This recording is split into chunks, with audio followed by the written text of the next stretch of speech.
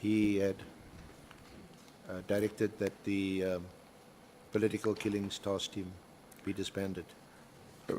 Well, as I said, I first dismissed it because it was odd for me to say something like that. And when he confirmed it himself, that he wrote it, and we must not be surprised. I didn't understand what could have motivated him to pen such a letter in the manner in which he did. When did you first see the full text of the letter? I'm not sure of the exact date, but yeah, I saw the full text. It was early January though, still, and I read it, and I had a problem because the way it was written, it was very difficult to comprehend how that is going to be realized, the content of the letter, because it was saying that the PKTT is disbanded with immediate effect, and that a close-up report must be submitted or a plan by 20 January, and then a close-up report by the end of the month. It was not practical to do those things. So how would one describe your reaction to seeing this directive? Shocked, surprised? It was unusual. Baffled? It was unusual. And I mean, it was not exciting. It was just problematic, yeah. You because you also saw, and there's been, I don't know if you want to add your interpretation to the word immediately. You saw that in the letter? Yeah, I saw that in the letter. And I think you may have said that you found that to be I've said it's problematic. Yeah, I mean, if something is immediate, it's immediate. And it is disbanded, and then I need reports on this and that date that closes this unit. It was problematic. I figured it out. He gives me Masemola vibes. He gives me General Masemola vibes, that he knows that this is problematic. How do you say immediately? How is this going to be affected? Why is this written in this manner? But he dismissed it at first because he thought, nah, it can't be him. He also has more experience than Senzo Mchunu at the time, working in the police ministry, but he never confronted him. Not at all. However, he just wondered what on earth could have motivated Senzo Mchunu. And he then goes on to say, I had a problem because of the way that it was written and how it was going to be realized. This is all, he's just internalizing all this, but he's not expressing it out loud. In my opinion, I think that is shocking. It's giving Masemola vibes that they see the problem, and then they're thinking, how are we going to tell Senzo Mchunu? Why is he doing this? Because there was the word immediately, which he also says is problematic. It is unusual. And then as well, not just immediately, but that there was the meeting that had to be done. A progress report had to be given on the 20th of January and so on. So yeah, absolutely strange, if you ask me. But he was happy that he was a deputy police minister under Cele, General Bheki Cele, retired.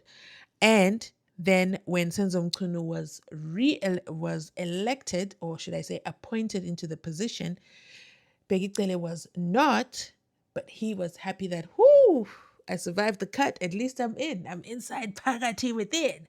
So he was okay working with the Senzo Mchunu. It was not their first time working together, but this right here shocked him. Let's continue listening on. Now, you had worked with the minister for at least half the year, from July to December, and you've also known him in another capacity, as a political ally, comrade.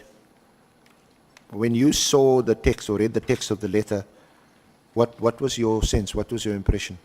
Is this the way he communicates? Is this the way he writes?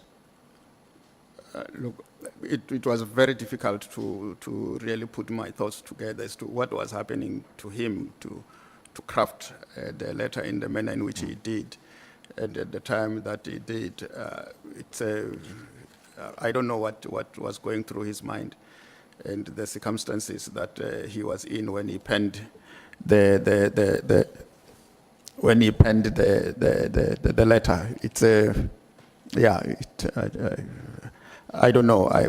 Of course, he has said so to you here that he was seated at home and maybe the environment was such that he could apply his mind and pen that letter. But I don't know what he was going through, because a strong letter is not a light letter. Would it be correct to say he didn't consult with you? Of course, he didn't consult. The only time that he spoke to me, it was after the letter was out, and he was saying, "Yes, I've penned the letter. Don't be surprised." Did you ask him what the reasons were, what informed the letter, what his motivations were? I didn't question whether it's right for him to write a letter like that, because when an executive authority makes a decision and pens it down so that there's no misinterpretation of the decision, he has made a stand. He took a stand and communicated that stand. What was your, or what is your understanding between the divide between policy and operations? And you've been a deputy minister for a long time.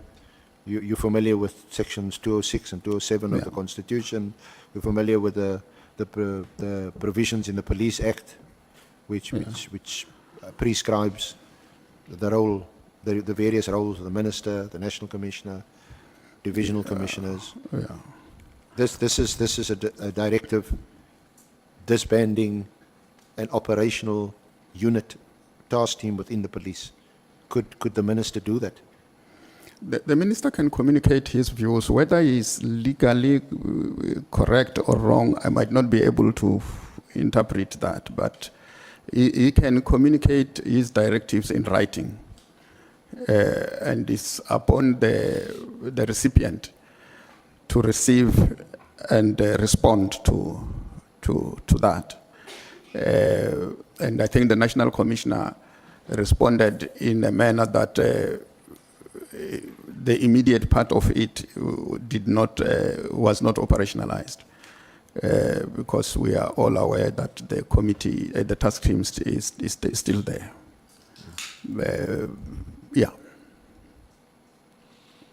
So how soon into the new year did the minister discuss this with you? This is now after he's issued the directive.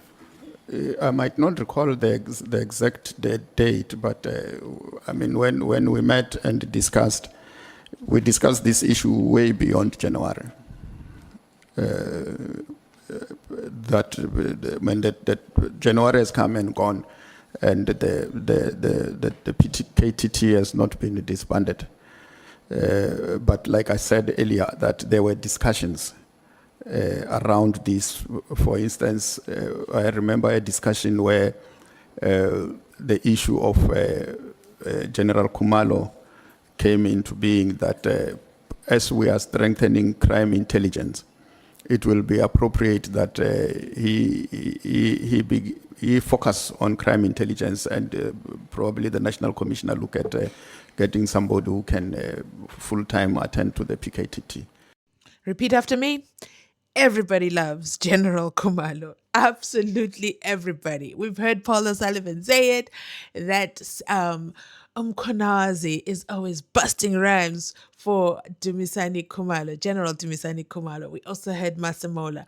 I'm yet to hear someone come and then, speak against, I would say, Dumisani Kumalo. And this is the crime intelligence boss who is presently out on bail in the case that I call nicknamed the Untouchables, which is the BMW brigadier, the 29-year-old who was hired and elevated into a brigadier position, but had never, ever worked as a SAPS member. And I actually will never forget, somebody came into the comment section and said they have actually worked at SAPS for 30 years. And this is absolutely irregular and absolutely shocking that now they have to report to a brigadier who has never worked inside Pagati within SAPS. And she's inside there by crime intelligence. So it's going to be interesting. They're still trying to get bail, to get their bail conditions relaxed. As I say that, I say to myself, wait, when was that case supposed to go back to court? I'm going to look that up. But they were supposed to get their bail conditions relaxed so that they can at least go to the office, because the crime intelligence officers were declared a crime scene, so they cannot return to the place of the crime. Same thing like KT Malefi, right? KT Malefi. He cannot intimidate witnesses. He cannot go to the crime scene. He has all these conditions. So the crime intelligence boss also have conditions which limits what he can do in his job. But he's the crime intelligence boss. Anyway, good evening, guys. But let me go ahead and end this video right here. Let me know your thoughts in the comment section down below. How did the deputy police minister do?